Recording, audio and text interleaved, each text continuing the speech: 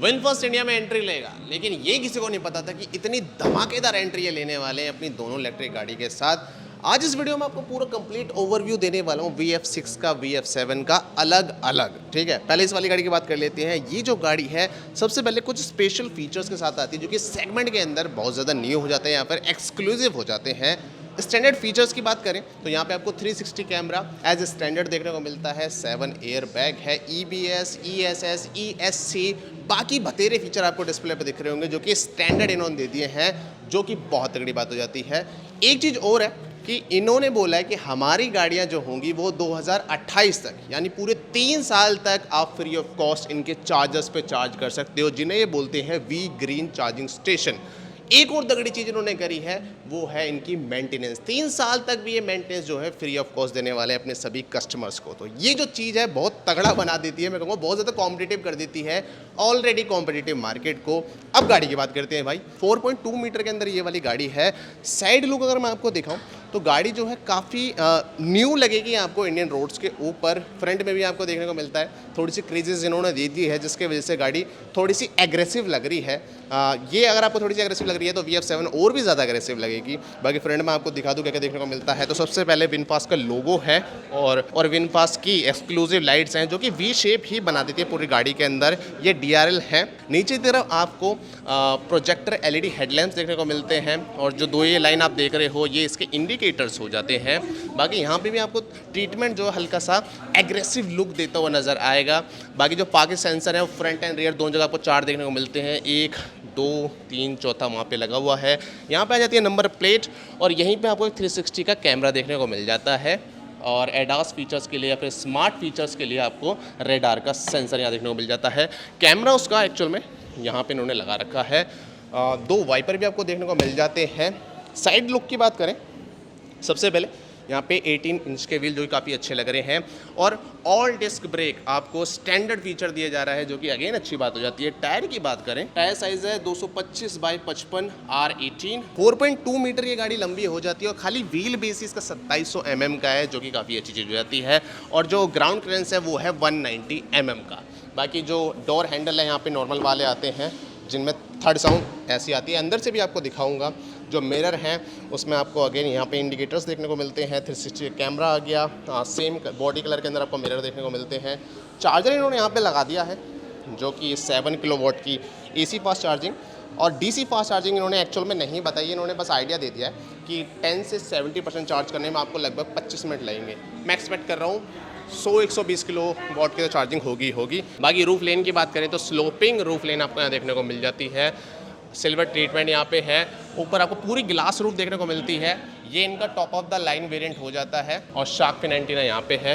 पीछे की तरफ आए तो यहाँ पे आपको क्या देखने को मिलता है, सबसे पहले तो एक छोटू सा वाइपर और पीछे वाली विंडस्क्रीन के अंदर, विंडस्क्रीन नहीं बोलते इसे, पीछे ग्लास बोलते हैं, जिसके अंदर डिफॉगर देखने को मिलता है। स्पॉइलर इंटीग्रेटेड है जिसके अंदर आपको स्टॉप लाइट भी देखने को मिलती है। नीचे अगेन आपको एक कनेक्टेड लाइट्स देखने को मिलती हैं। कनेक्टेड बोल सकते हैं लेकिन यहाँ पे डिस्कनेक्ट हो जाती है विनफास्ट के लोगों के पास। नीचे आ गया VF6 का लोगो, नीचे आ गई भाई नंबर प्लेट, अगेन यहाँ पे लाइट, फिर नीचे आ जाते हैं अगेन 4 सेंसर, 1 2 3 4 और बाकी जो LED लैम्प्स हैं वो कुछ इस प्रकार के हैं जो कि बहुत ज़्यादा एग्रेसिव भी नहीं है, लेकिन हाँ फैमिली ओरिएंटेड कार में थोड़ी सी इन्होंने स्पोर्टीनेस थोड़ी ऐड कर रखी है। ओके ठीक है, थर्ड वाली साउंड काफ़ी मज़ेदार आई भाई यहाँ पे। ओके अगर मटेरियल की बात करें तो यहाँ पे हार्ड प्लास्टिक है लेकिन सॉफ्ट सा फील होता है। यहाँ भी सॉफ्ट टच है। मोका ब्राउन इंटीरियर आप ये देख रहे हो, top of the line variant है जैसे मैंने आपको ऑलरेडी बताई दिया है। बाकी यहाँ पे क्रोम तो नहीं, कॉपर फिनिश में इसे कह सकता हूँ। सारे बटन कंट्रोल्स आ गए। ये विंडोज़ के लिए बटन आ जाते हैं। नीचे स्पेस है जहाँ पे ईजिली 1 लीटर की बॉटल आ जाएगी। थोड़ा क्रोम का काम यहाँ भी किया गया, क्रोम नहीं एक्चुअल में ये पियानो ब्लैक फिनिश है जो थोड़ी चमक रही थी, मुझे क्रोम लग रहा था।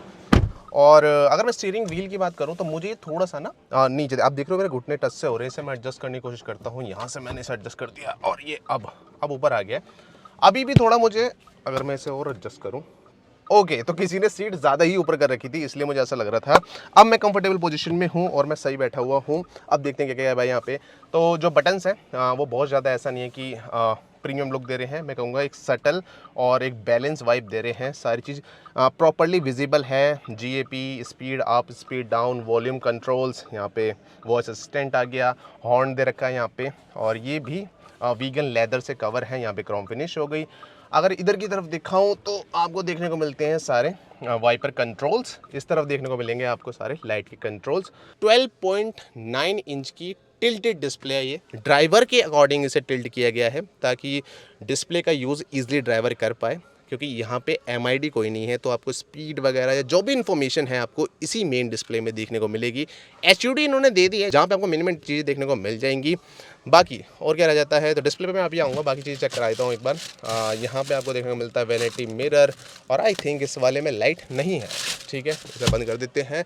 लाइट्स आ गई जो प्रेस होने वाली हैं, ये मिरर आ गया भाई। इस तरफ भी आपको देखने को मिलती है सेम ट्रीटमेंट, आई थिंक इस तरफ लाइट, इस तरफ भी लाइट नहीं है, बंद कर देते हैं इसे।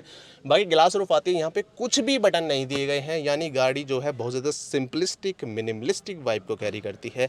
अब आते हैं डिस्प्ले पे भाई। डिस्प्ले पे आपको मेन सारी चीज़ें, मेन क्या सारी ही चीज़ें देखने को मिल जाते हैं।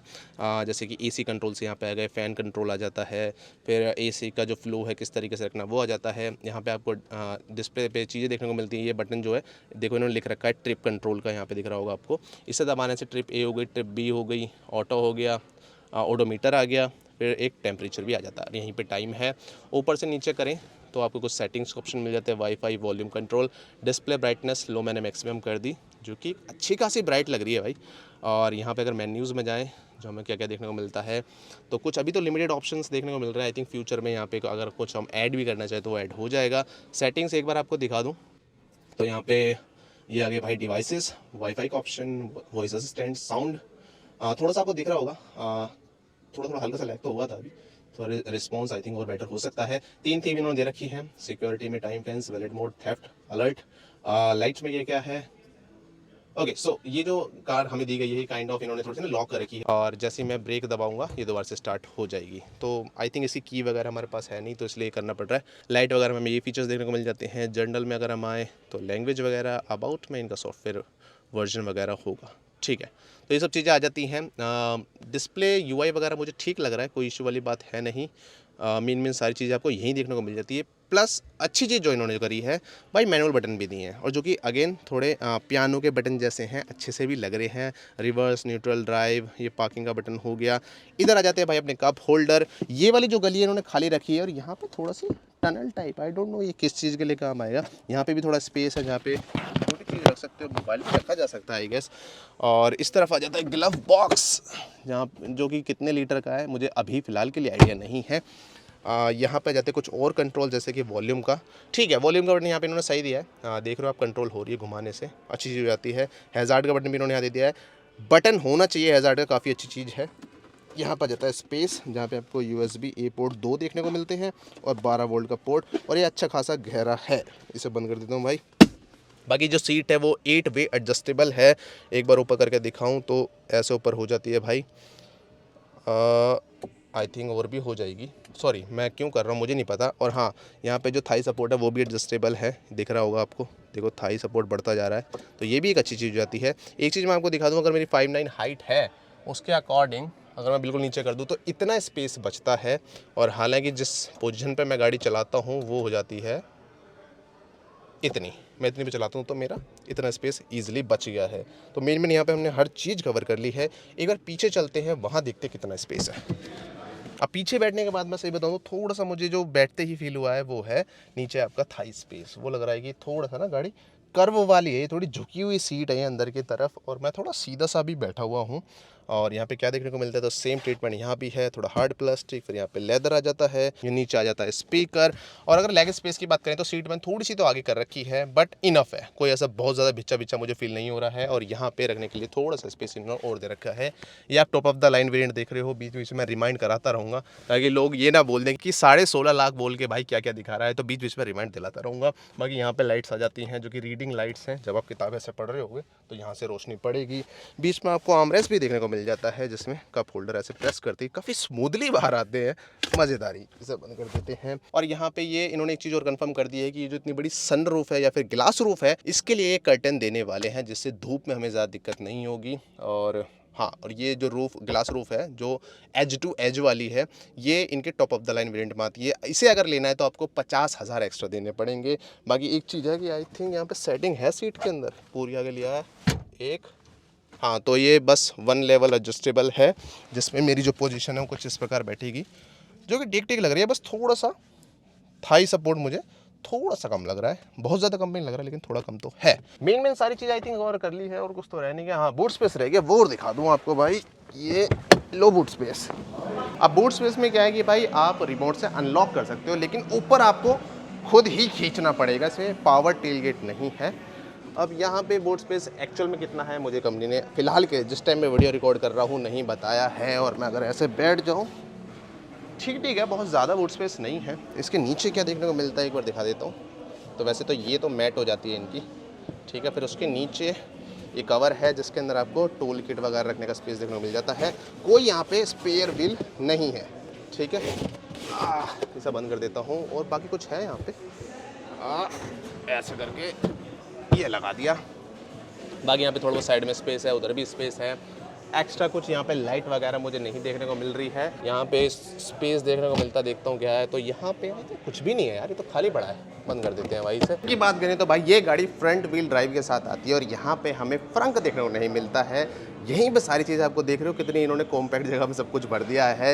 यहीं पे मेन मोटर लगी हुई है, जो कि है 130 किलोवाट की बेस मॉडल के अंदर, और 150 किलोवाट उससे अपर मॉडल के अंदर। VF6 में मैक्सिमम जो पावर है वो 150 किलोवाट की है, 201 हॉर्स पावर और 310 न्यूटन मीटर का टॉर्क। 0 से 100 जाने में लेती है लगभग 8.5 या फिर 8.8 सेकंड, जो कि इस सेगमेंट के हिसाब से काफ़ी अच्छा हो जाता है। VF6 के 3 वेरिएंट हमें देखने को मिलते हैं। सबसे बेस वेरिएंट है अर्थ, जो कि 16.5 लाख का है। उसके बाद आता है विंड, जो कि 17.80 लाख का है। और सबसे top of the line variant है विंड इन्फिनिटी, जो कि आता है 18,30,000 का। स्पेसिफिकेशन की बात करें तो ये गाड़ी फ्रंट व्हील ड्राइव के साथ आती है। सबसे बेस वेरिएंट जो कि अर्थ है, वहाँ पे 130 किलोवाट की मोटर है, जो कि 250 न्यूटन मीटर का टॉर्क देती है। विंड वेरिएंट में 150 किलोवाट की मोटर है, जो कि 310 न्यूटन मीटर का टॉर्क जनरेट करती है। 0 से 100 जाने में ये लेती है 8 सेकंड। रेंज की बात करें तो यहाँ पे एक ही बैटरी पैक है तीनों ही वेरिएंट के अंदर। सबसे बेस वेरिएंट जहाँ पे थोड़ी पावर कम है तो 468 किलोमीटर की ARI सर्टिफाइड रेंज,